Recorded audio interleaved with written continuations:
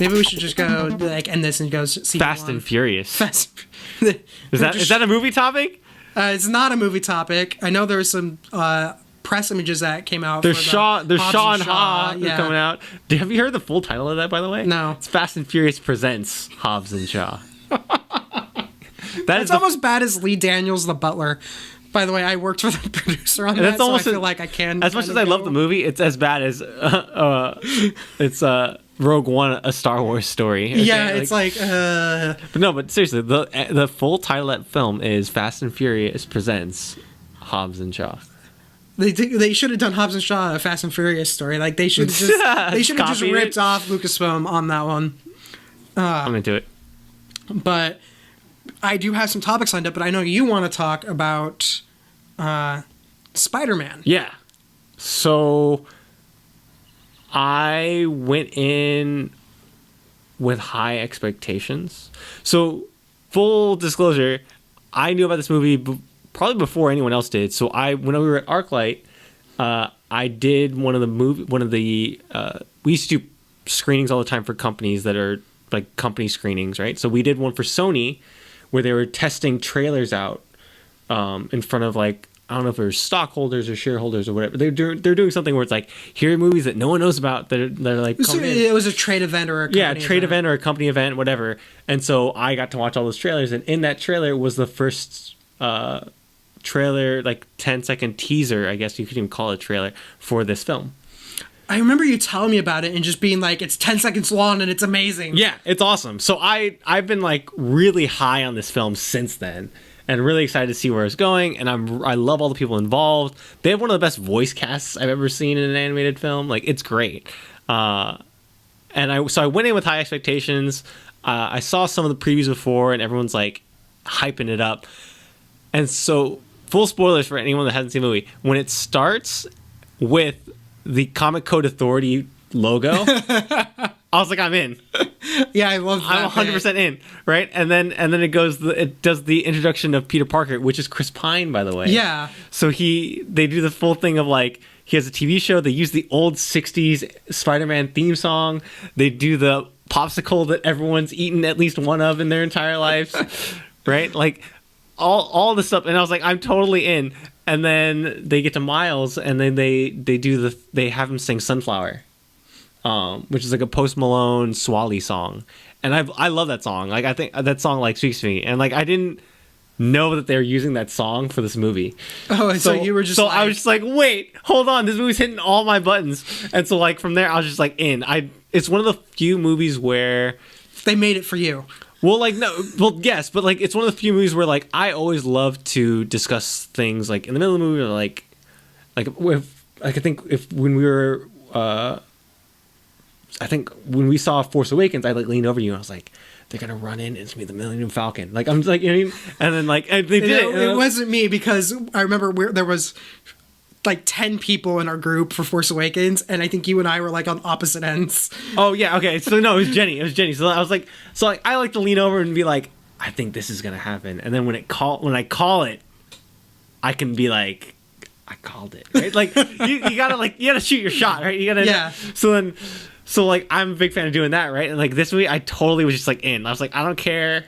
And like the thing is funny is like I have all the Spider-Verse comics. I've read through Ultimate Spider-Man. I've read through Spider-Gwen. I've read through all this stuff. I know all these characters very well, so I kind of know the story and like where they're going. But like there's surprises in there. There's things that I didn't expect. There's a lot of stuff where like, even though I knew some of what was coming and I knew the characters, like it still was intriguing, and like it kept my interest the entire time.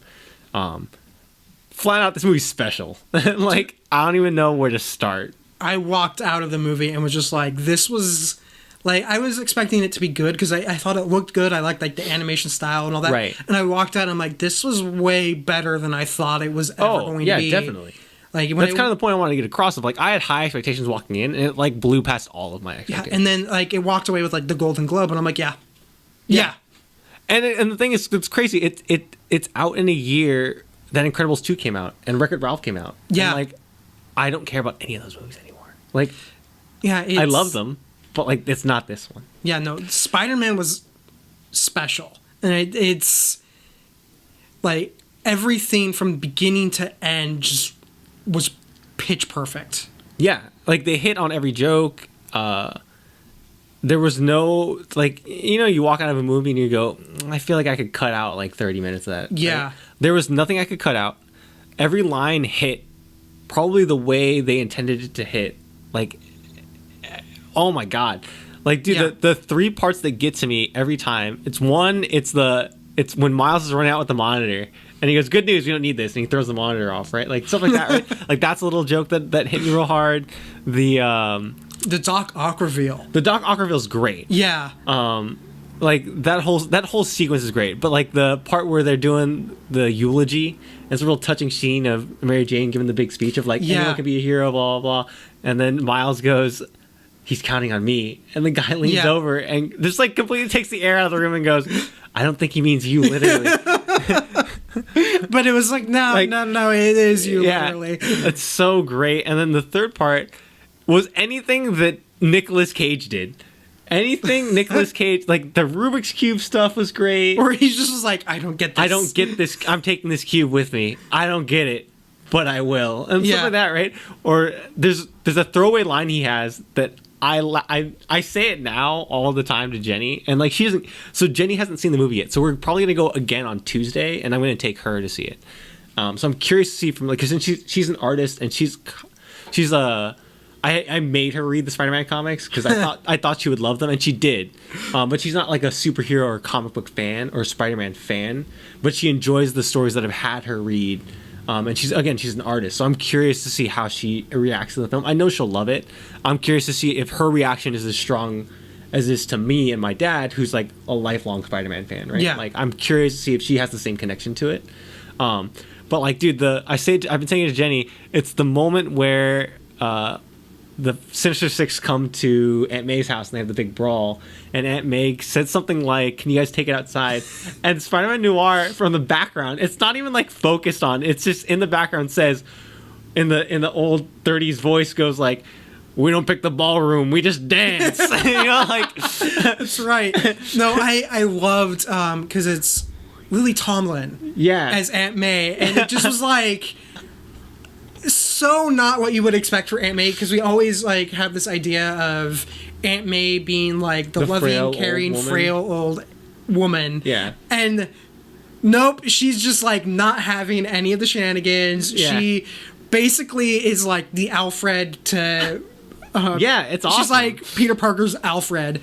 And it's just like, I loved that. I loved that they took Aunt May and just were like, nope, she's kind of a badass. Right. The crazy part is, like, I started reading a ton about this movie after I saw it, and like, did you hear the rumor that, or not the rumor, but kind of like the confirmed thing that Andrew Garfield, Tobey Maguire, and Tom Holland were all in talks to like be part of this movie?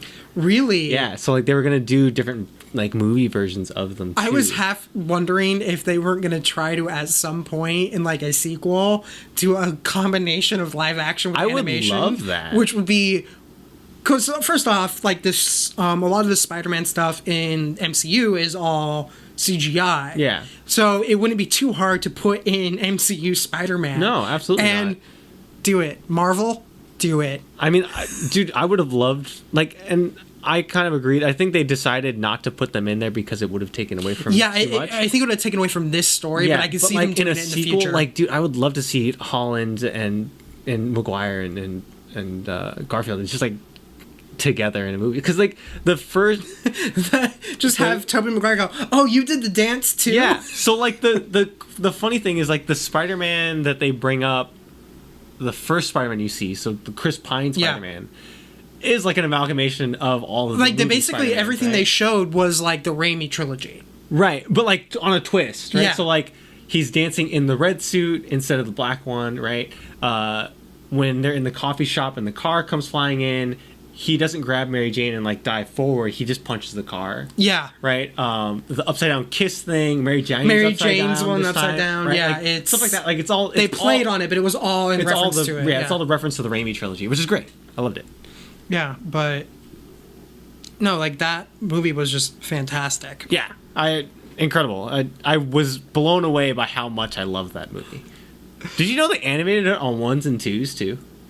Really? Yeah. So like, there's a GIF of it on Twitter where they slow it down and you can see it.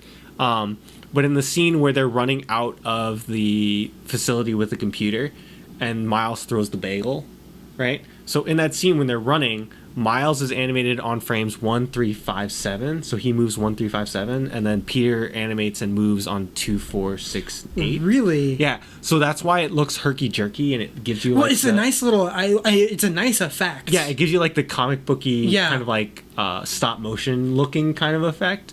It looks awesome, but like that's how they achieved it. Was like it's on 1s and 2s. That's really cool. Yeah.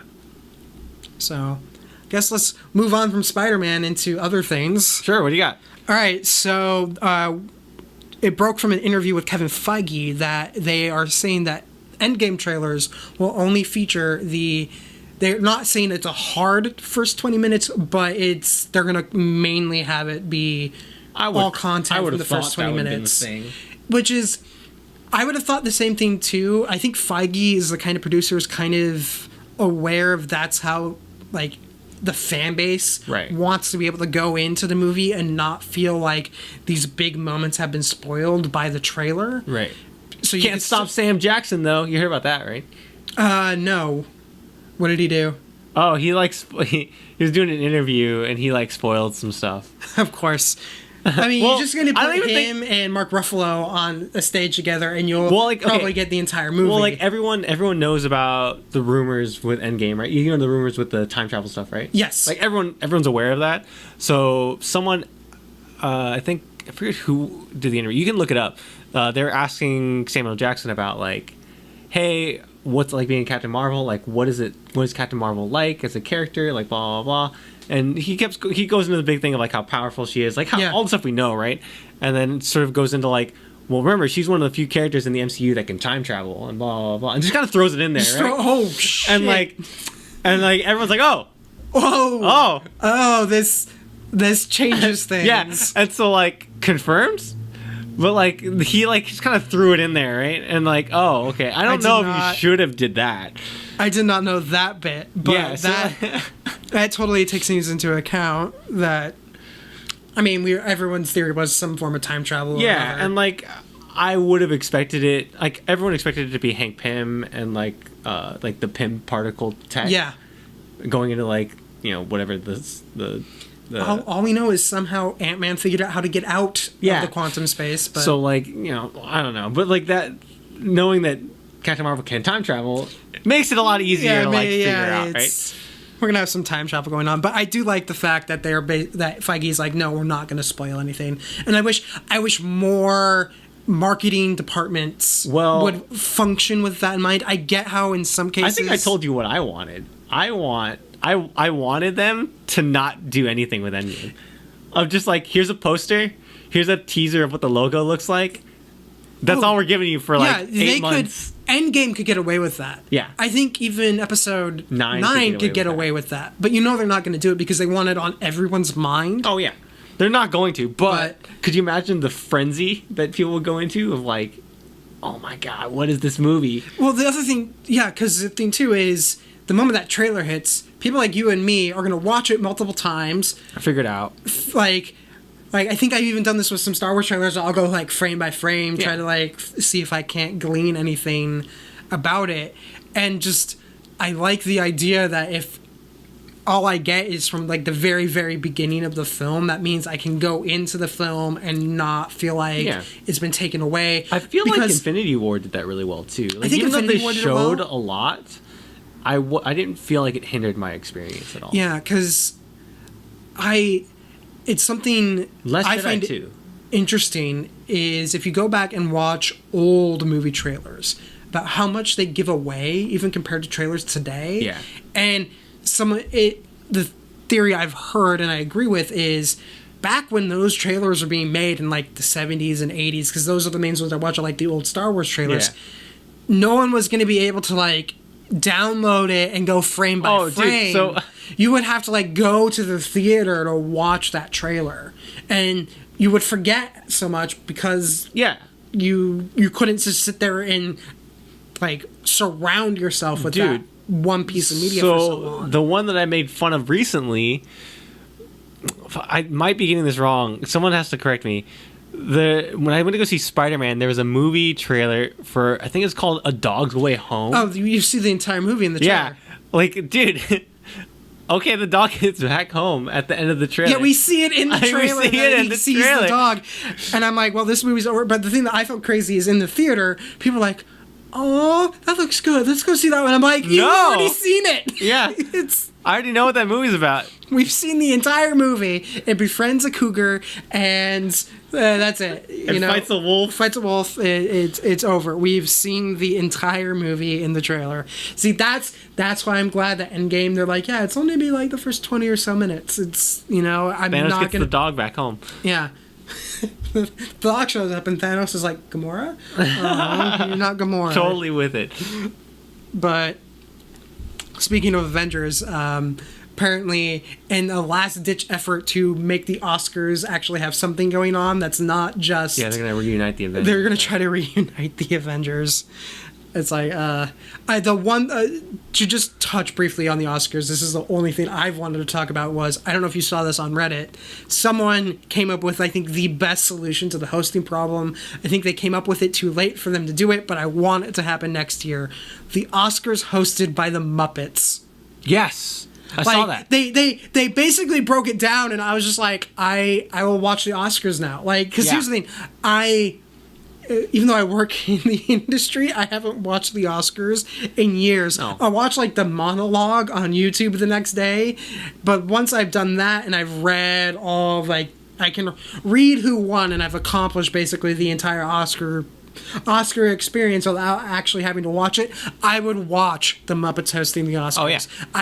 I would host a viewing party of the Muppets hosting the Oscars because it would be that much, I think, fun. Yeah, absolutely. They need to spice it up a little. Yeah, like that would be great because I don't know, they haven't had no hosts for the Oscars since the 80s, and they said it was because of the opening, and I finally watched the opening from like the 1989 or whatever Oscars. Right. And it starts out and I'm like, oh, this is okay. It's like, it seems like your normal Oscar skit. Right. Where it's like Snow White as a character rather than like a host. Sure. But as it continues, it like starts to go into, it becomes like this big musical number, but it's like, imagine a high school caliber like show with Oscar production values, and that's basically what it is. And it's like this weird, very slow train wreck of 11 minutes that ends with Rob Lowe and Snow White singing a duet. And it's just like, when I first started watching, I'm like, I don't get why everyone said this killed the hostless Oscars. And by the end, I'm like, oh God, never do this again. So have you seen the Hollywood Reporter does the roundtables all the time, right? Yeah. There's a video with him with Rob Lowe and during a comedian's roundtable where he tells the story about that Oscars. Okay. It's hilarious. I recommend you go watch it. I'm gonna butcher the story if I tell it here. It's a fantastic story. It's one of the best stories I've ever heard. Go watch Rob Lowe talk about the 1989 Oscars. He talks about Snow White. It was a Disney girl that was from Disneyland, so they practiced the whole routine, whatever, they were doing fine. But now when they did this show, instead of having the place cards where it said like Tom Hanks, whatever, all these big celebrities, now all the big celebrities are actually in the seat, so she freaks out and goes up an extra octave, and that's why the song was so bad. Oh, like God. stuff like that, right? Like he tells this whole story of like how this happened. Yeah, no, it was one of those how he thinks he killed Lucia Ball. Oh God. No, it's great. One of those scenes where like watching it, it was like, again, it starts fine and then it just keeps. It just goes and you're like, oh God, please let it stop. But enough Oscars. We'll have to talk about those later. Another bits of news, there was an interview with Bob Iger at Barron's where he went in depth about the Disney Plus streaming service. Sure. And one of the bits that came out there is Disney isn't going to stop making films that have an under $100 million budget. Anything that has over $100 million, they're going to do a theatrical release, but it sounds like some of their smaller things, like, because they've had this regular, it seems like once every couple years, they do like the sports movie, where it costs like $30 million to make and then no one goes to see it. Apparently stuff like that, they're going to continue to make, but it's going to be exclusive for the streaming service. Okay, I'm into that. I mean, the thing that's interesting is the $100 million kind of like, this is like the cutoff, because like a movie like Spider-Man had a $90 million production budget. Yeah. So like that belongs on a bigger screen, right? But like, you know, if that was a Disney movie, it would be put on their streaming service. Yeah, apparently, because I think one of the things in their lineup is like the live action Lady and the Tramp is going straight to the streaming service rather than going into a theatrical release. I wonder if that's because, as much as they've had some really strong performances like Maleficent, Cinderella, I think even Beauty and the Beast did really well. They've also had a lot of ones not do great, but okay. Like Christopher Robin did okay. I think Pete's Dragon did okay, but they never. But like, I wonder if they were approaching like the break-even level to where like Disney still wants to make them, but doesn't really feel like it's worth the effort or the cost of doing a big theatrical. All their live-action remakes have done really, really well. Like, I think Dumbo's gonna do a lot better than people expect. I think Mulan's gonna do better than people expect. I think The Lion King's gonna be great. Like, yeah. I think the problem is, to get into just more box office business aspect of it, I don't think the problem was with the films that have underperformed. I think Disney overplayed their hand. I think they found a good formula. They're like, oh, let's take this formula and apply to everything. And they didn't think that part of the formula that worked was they released the first ones that did really well. They released it in March, which March is starting to become a bigger month, but there's not a major amount of competition. Whereas Christopher Robin coming out in August is like the end of the summer, so like the big tentpoles have already kind of played out, but it's still the summer. Everyone's still going to be putting out stuff. I think Disney just needed to slow down their production cycle, keep all that stuff in March, and they should have had Mary Poppins in March and Solo in December. I think that would have solved a lot of the problems that they've had with these not necessarily underperforming films in some cases, even though Solo definitely underperformed, but instead of being decent performance, I think they would have all seen a stronger performance. But I think it's a good thing that they're saying, there's going to be this space for under $100 million movies, because I think that's a legitimate concern, that if Disney is going to have this streaming channel, are they going to stop making these medium budget films? Because that's been dying in the industry. You have like it's all either low budget or tentpoles over 100 million. And with streaming, I think we're starting to see that medium budget films can kind of exist. They're just not going to necessarily they're going to either go the Netflix route, where it's going to be a super limited release to theaters, or it's going to just be straight video on demand. So I think that's... Yeah, I think it's a good idea. I think it's a good spot.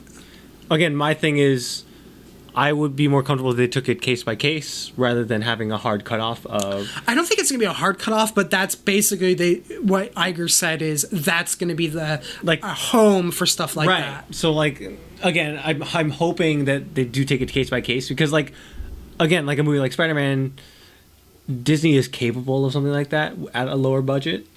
And so I'd be concerned that like a movie like that doesn't get the theatrical release that it deserves and like the time that it deserves to breathe. Yeah. And it's just stuck on a streaming service that... But I wonder how much of that is... looking at. Concern is, if you look at how Netflix puts out content, they have so much content that comes out all the time, and you never... Stuff gets lost. It gets lost. Like, that's my concern. Is there's some great stuff on Netflix that gets lost. Because I don't think Netflix ever markets it correctly. I think it's like, this thing's out, and then we're like, wait, that was a thing? I didn't even know it was a thing at all. Right.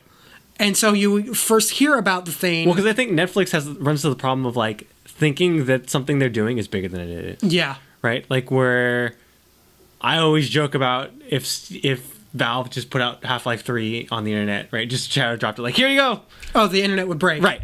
So, like, but I feel like Netflix treats every one of their releases like it's Half-Life 3. Yeah. And, like, they just expect people to jump on it, and it's like, no. Because the amount of times I found stuff and I'm like, why didn't I know about Netflix made it? And then I discovered Netflix made it like 2 years prior. Ago, right. And it's just like, it happens too often that it just means that I sit there and I'm like, do I really want to go? Because at that point it's like 3 seasons in, and I'm just like, that's a lot of time. It's a lot of time. It just like it kind of kills the totally drive for it. But hopefully Disney's more the HBO strategy, where it's less content, higher quality, compared to the Netflix strategy that exists right now, which is too much content. Quality is kind of hit and miss. Right. It can either really hit or it can really miss. But we'll see.